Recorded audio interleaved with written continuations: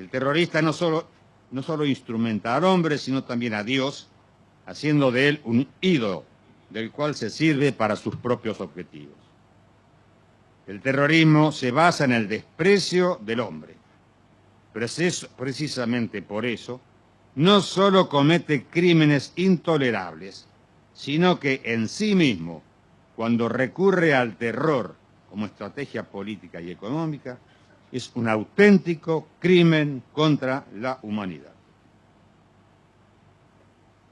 Dentro de esta orgía de violencia, quiero destacar que fui objeto de 6 atentados contra mi vida, los cuales llegaron a materializarse, sin que, gracias a Dios, cumplieran con su cometido.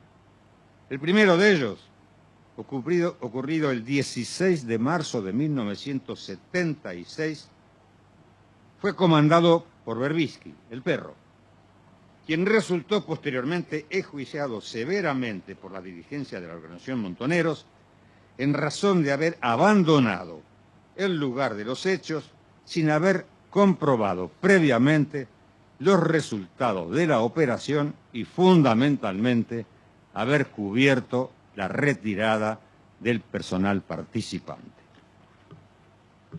La legítima defensa.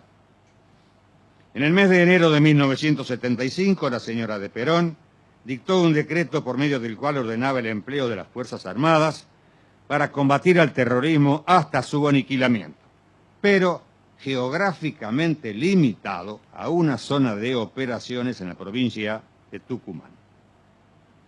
Para entonces el país vivía un clima agobiante, signado por la angustia que soportaba la sociedad ante la dimensión que adquiría día a día la agresión terrorista.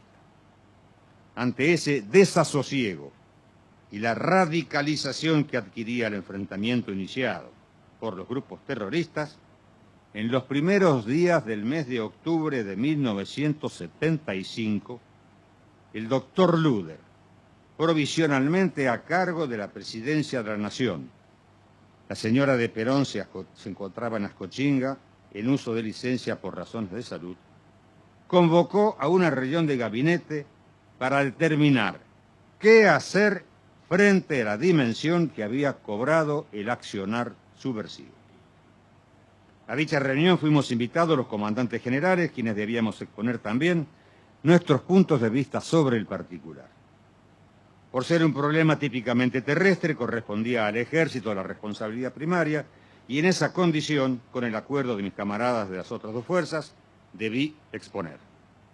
En extrema síntesis dije entonces que, habiéndose agotado la instancia de represión a cargo de las fuerzas policiales y de seguridad, sin lograr restablecer el orden alterado, y ante la inoperancia de la justicia, que por temor no había dictado una sola condena desde el 25 de mayo de 1973 hasta la fecha, a pesar de la magnitud de los hechos producidos por los elementos terroristas, parecía llegado el momento de apelar, como último recurso, al empleo de las Fuerzas Armadas a fin de combatir al terrorismo subversivo.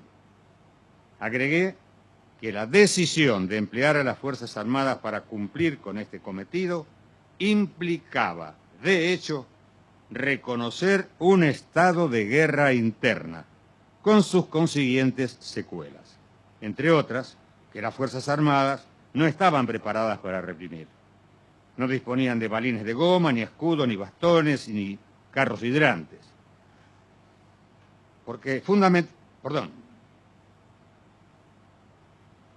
Pero fundamentalmente carecían de entrenamiento para cumplir con una misión que les es totalmente ajena, ya que ellas están equipadas, instruidas para combatir, es decir, para hacer la guerra, donde se muere o se mata.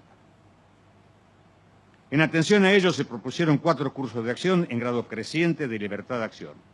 El primero, muy pautado, garantizaba que no se cometieran errores o excesos, pero hacía suponer una prolongación sine die del conflicto. Entendíamos por excesos delitos cometidos que pudiera cometer, el personal militar al amparo de la guerra a desarrollar. Vale recordar que al término del proceso de reorganización nacional se hallaban cumpliendo condena más de 250 uniformados acusados de haber cometido delitos de esa naturaleza. Los cursos de acción segundo y tercero eran un gradiente más de libertad de acción. El curso de acción cuarto, que fue en última instancia seleccionado, preveía el despliegue de las Fuerzas Armadas, así como de las policiales y las de seguridad. Estas dos últimas, bajo el control operacional de las primeras, en la totalidad del territorio nacional. Y a partir de ese pliegue disperso, nada fácil de controlar, actuar simultáneamente en la búsqueda del enemigo para combatirlo donde fuera hallado. Cabe destacar que el agresor actuaba en la clandestinidad, dentro de una organización celular difícil de penetrar, lo que imponía una paciente tarea de inteligencia para localizarlo.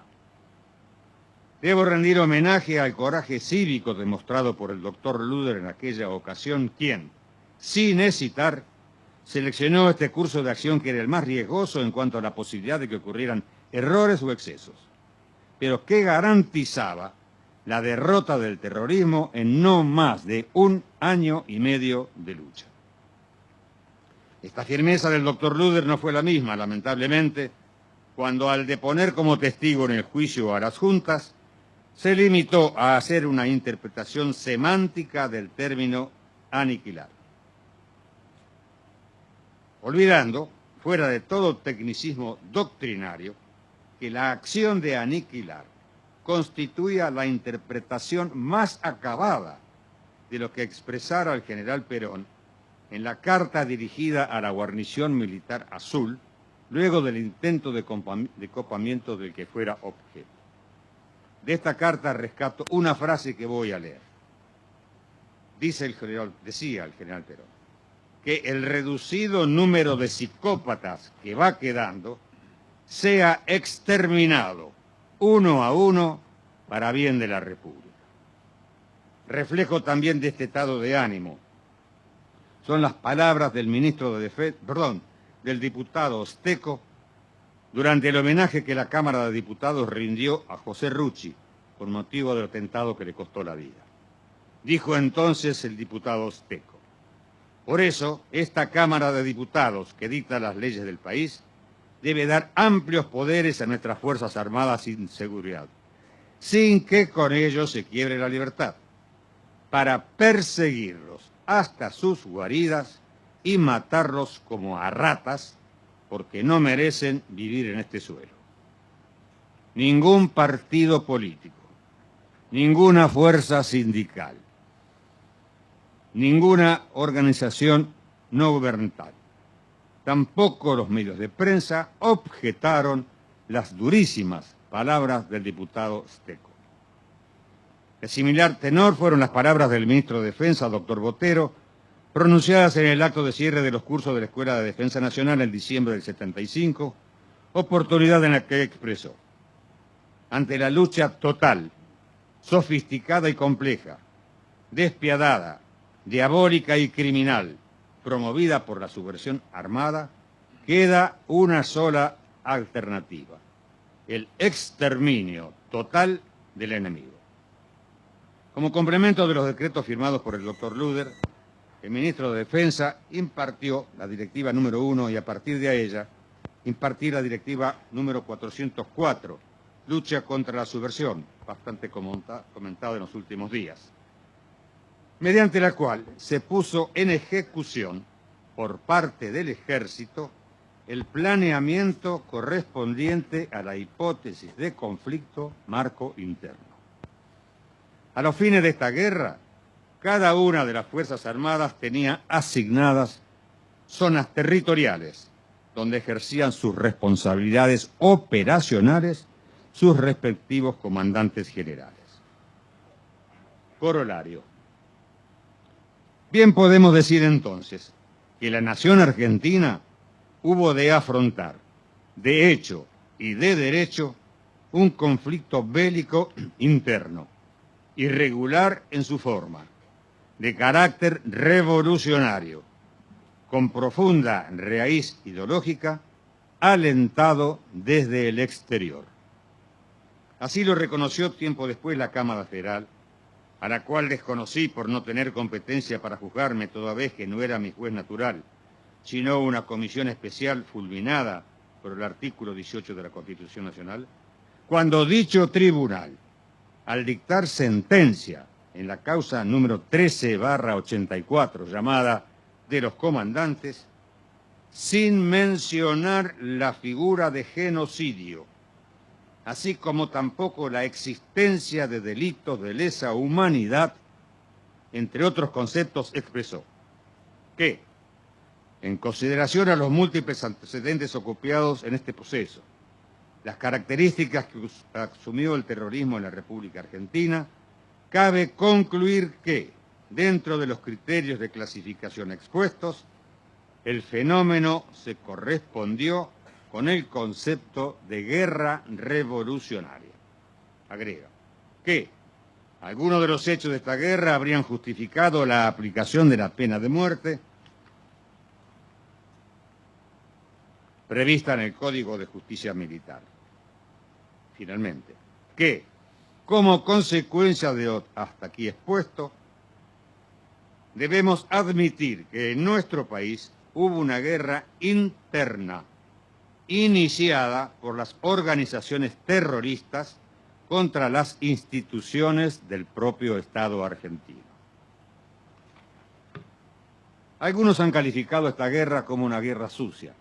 Yo en principio me niego a aceptar este calificativo, porque sería aceptar la existencia de guerras sucias y limpias. Prefiero seguir a Santo Tomás, que expresa, reconociendo la existencia de guerras justas o injustas, y agrega que las guerras defensivas como las que hubo en nuestra patria, en general son guerras justas. Acepto, sí, que cada guerra tiene sus peculiaridades o características propias que la hacen distinta a una de la otra. Y esta guerra, nuestra guerra, tuvo ese tipo de particularidades. Ante todo, no fue una guerra clásica, fue una guerra irregular. Y dentro de esa irregularidad, yo personalmente opino que su signo distintivo fue la imprecisión. Fue imprecisa en su comienzo, a tal punto que me pregunto, ¿quién, a ciencia cierta, puede decir cuándo comenzó esta guerra? Al margen de los decretos que le dieron forma jurídica. Pero si fue imprecisa en su comienzo, no lo fue menos en su término. Y me vuelvo a preguntar sin tener respuesta. ¿Cuándo realmente terminó esta guerra? Si bien es cierto, las operaciones militares hicieron crisis entre los años 75 y 76 y comenzaron a declinar en 1977 hasta casi desaparecer a fines de ese año, yo no me atrevería a afirmar, si fue entonces, fines del 77, que esta guerra terminó. Es más, me pregunto si aún hoy podemos asegurar que, más allá de las operaciones militares, esta guerra, usando medios no violentos, haya realmente terminado. Esta guerra materializaba la legítima defensa de la nación agredida frente al ilegítimo agresor, quien, por medio del terror, pretendía cambiarle su tradicional sentido de vida. Y la misma fue dispuesta por un gobierno constitucional, en pleno ejercicio de sus atribuciones, único caso en la región, sin objeciones por parte de los cuerpos legislativos como de los judiciales, y contó con la adhesión mayoritaria de la ciudadanía. De ahí que no se levantaran entonces voces contrarias a esta decisión. Antes bien, el alivio fue la sensación imperante. Por ello resulta falso, y cuanto menos ingenuo, pretender simplificar los hechos al extremo de afirmar que los mismos fueron la resultante de un enfrentamiento armado entre grupos antagónicos, en este caso jóvenes idealistas versus militares que los reprimían por pensar distinto. Todo ello frente a una sociedad ajena y expectante.